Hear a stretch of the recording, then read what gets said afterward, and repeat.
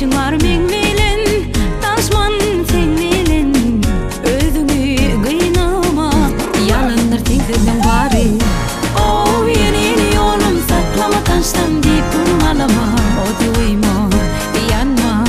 yalandan gıynanan bolma dinle lan işitin beni dinle yürüp öpeyim ama dinle söyleme sen yalan dinle yanından beni kovma dinle lan işitin beni dinle yürüp öpeyim ama dinle söyleme sen yalan dinle yanından beni kovma Kaka geçtin sülmürep lakasın başırap yakınmi tanışma çekinme çekinme ne işin var men bilen danışman sen bilen özüňi gynama yalanlar teňsizden bary o yeni yolum saklama taştan deyip durmalama o duyma yanma yalandan gıynanan bolma o yeni yolum saklama taştan deyip durmalama o duyma yanma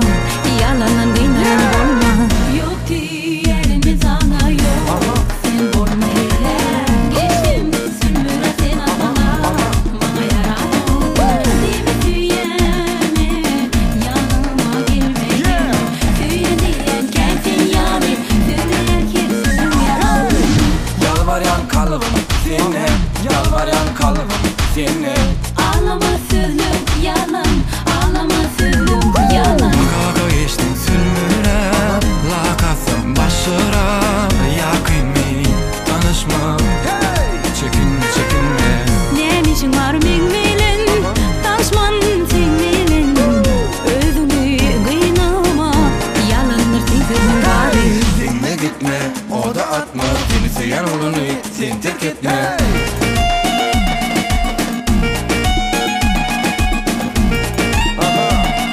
yalan sözlerde dolu yolun onun sebepsi Selam özlemedim anladan çek yani Elbette imamansın sen tuz oldu galiba Yemin senle ondan sonra senle Kanatlarım alyan hemen İtalyan Selam özlemedim anladan çek yani Elbette imamansın sen tuz oldu galiba Ondan sonra senle ondan sonra senle Kanatlarım alyan hemen İtalyan o yeni yolum saklama taştan deyip durmalama o duyma yanma yalandan gıynanan bolma o yeni yolum saklama taştan deyip durmalama o